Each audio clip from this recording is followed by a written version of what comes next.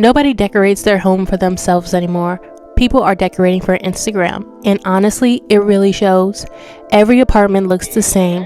White walls, beige couch, that one mirror in the corner, a fake plant. But where's the personality? Where's the warmth? Where's the actual home in the word home? Hey y'all, welcome back to the Amaya Diaries. In today's video, I'm going to be talking about why people are not decorating their houses anymore or their apartments, and it's just not giving what it's supposed to give. It's giving robot. And I'm going to break it down into the disappearance of interior design, copy and paste aesthetics, and TikTok's influence on the decorations of apartments. And I'm going to be talking about the power of maximalism and why we should be decorating our house more, because like I said in my last video, the environment that you live in should be curated and not just put together all willy-nilly. Fashion is authentic and curated, not stolen. So let's go right into the video. I cannot stand when you go to somebody's house and it's literally like so ugly inside. Like, you can tell like there was no effort put into the curation of this home. It's barely a home. It's just a house. There's no greenery, it's no arts, there's no cool funky stuff. There's nothing. Like, their apartment or their house simply just looks functional. And I'm thinking, like, when people only learn about how to design their homes from content where someone is trying to sell them something so that they can get the kickback, you know what I mean? How does that affect them in their interior spaces, and how responsible are we to challenge that? Over the past couple years, I have been noticing when looking for apartments, or one, just being in people's homes and looking at homes or going to dorms and just being around inside houses, is houses look so boring. A lot of houses are now being built with the same look, and it's giving cheap. A lot of the looks are cheap. It's white walls or gray walls, or that like stonewashed gray these apartments have, compared to like the past where like a lot of different homes were built, where the people, the architects and the interior designers who were creating these homes in the process were using creation of a home to show off their creativity and to show off, like, in this neighborhood, this is a affluent neighborhood, I'm going to add all these different huge windows and different designs, and I'm going to add in a pool and other cute things on the outside to reflect how interesting and how unique I am as a creative. And neighborhoods would be filled up with all these different unique looking homes, and nobody's home would look exactly the same. Now that a lot of these different corporations are kind of buying up neighborhoods slowly, all of the houses are giving the Truman Show. It's all in the same neighborhood, and it's giving Get Out. Because I personally, as an adult and as a girl in her 20s right now that's currently searching for apartments, I personally do not want to live somewhere where I walk out my door, here is my lawn, here is one tree, and everybody else's house looks the same. To me, that's scary. I pass with people's homes looking differently, and with people in the 80s and the 90s and having like eclectic style looking homes or vintage style looking homes, people would also purchase items and fill up their home with different pieces reflective of who they are and their creativity. Because I personally, I love a boho home. I see a lot of different vintage boho or like 70s 80s eclectic style homes on Pinterest, and I hate to say it, but I think that's my aesthetic. I hate to give myself one label. You incorporate different aesthetics into your style, it creates its own aesthetic in itself. And there's just something so sexy and so sultry about having an alternative aesthetic and a boho aesthetic and a girly pop aesthetic all in one, and making it fit who you are as a human being. But back to why houses are all looking the same. I'm going to talk about why I feel like people don't decorate anymore. One, even furniture is so freaking expensive these days. Even IKEA, like places where furniture is supposed to be affordable, it's not.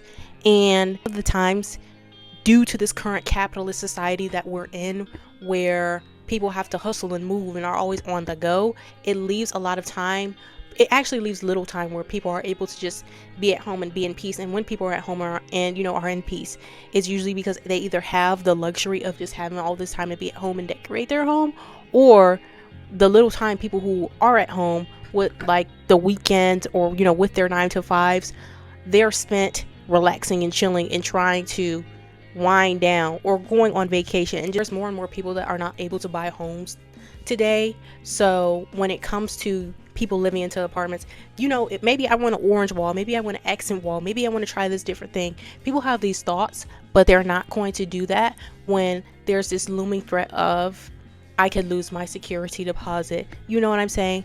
And even though there's apartment friendly ways of decorating your apartment, it kind of costs more money in a way to be apartment friendly, and it takes more time to take these things down. I hope I get my security deposit back, because today we're undoing my renter friendly DIYs. Wish me luck.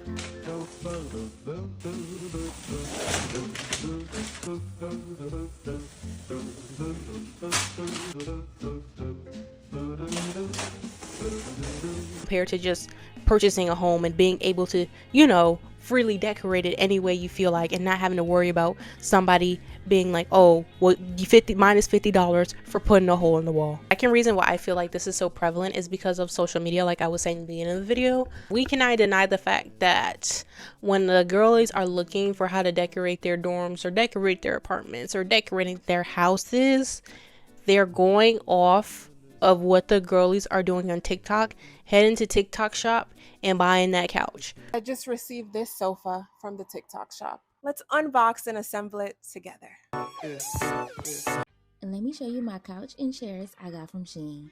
I had these couch and this chair for about 7 months. I'm not seeing too many girlies curate their Pinterest board and get their Pinterest pins together, finding pieces that they find unique and adding it to their home. And even when you do see that, I've noticed that a lot of it is the same things. Like everybody wants that Urban Outfitters ruched bed duvet cover. I know you guys have seen this bedding all over TikTok, all over Instagram, all over Pinterest. It's like 300. Why do I know that specific set? Because I won it myself. So if you guys catch me in a future video with that or anything I'm mentioning, mind your business. But anywho, everybody wants that Urban Outfitters ruched cover, or like, those little couches that are on the floor, the black one or the brown one, because it gives chic and it gives unique. You notice that a lot of the flashing girlies have it. Or that one lamp, the metal lamp that's like, everybody wants that because it gives chic and it gives fashionable. But at the same time, what people are not acknowledging is you want this piece because you've seen everybody that has it.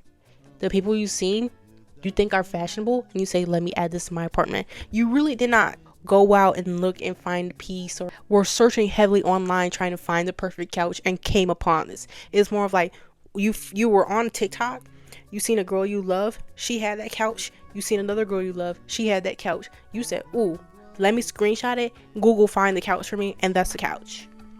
Or like there's this issue where like people want to give this beige clean girl influencer curated type of home, bland white, just empty looking type of homes, because you're starting to notice that too. And it's like, if that's your vibe, there's nothing wrong with that. But at the same time, if your intention is to clean, like have as little items in your apartment as possible just to give cutesy for videos on TikTok, you're really missing out on creating a place where you're feeling at home and feel warm and comfy at that piece. Because personally, I love that clean girl look too at times, but I need to live somewhere and have this feeling of peace and comfort that is just reflective of who I am as a human being. And I really do not believe that, I feel like home decor specifically, should be personal instead of being performative. And I also feel like a piece of that is people these days, they don't know who they are. They know who the internet tells them to be. They know who people in real life tell them to be, and they perform as a human being, but inside they have no idea of who they are. And it's becoming an epidemic of people who are just lost and are following a wave of trends. Now, the last thing I want to talk about is the power of maximalism. I would define specifically apartment decor maximalism as like bold colors, vintage rugs with patterns, just like clutter, I guess you would say, but clutter in like a clean way, not clutter in like a hoarders type of way. I feel like maximalism, just adding different pieces to your home, it adds personality to your home, especially when you're in the process of decorating it. Like, you're going out, you're looking at this little rug or this couch, and you're going, it's just something about it, it's just speaking to me, or it's just something about it, I just love the way that this looks. And then you're adding it to your home, and then you're going out and like, finding other pieces that you have this personal connection with, and curating that space, which is what creates the warmth in the home. Not just warm lighting and roof sheets and stuff like that. A home should look like it's been lived in. It shouldn't look like it's being art gallery. It shouldn't look like Kim Kardashian is living there, if you get the reference. It should look like a human being is living here and a human being is happy. And even at that, I would add, your home should be reflective of your culture. Yeah, because when I move into my apartment, I definitely will be adding in pieces that are reflective of Black culture. As somebody who's grown up with, grandmas that have had pictures of, like, I have a Southern family, so they have like pictures of, Black people dancing in the South, and just little trinkets and a Black Santa and just weird stuff like that. Conclusion: your home should feel like a home, not just be a place you live. And yeah, I'm not judging the girlies that do, just purchase stuff that's trendy on TikTok, because, that could be speaking to them. Like, girl, I love a TikTok purchase. Let's just say that. But yeah, that was it for this video. Follow my socials.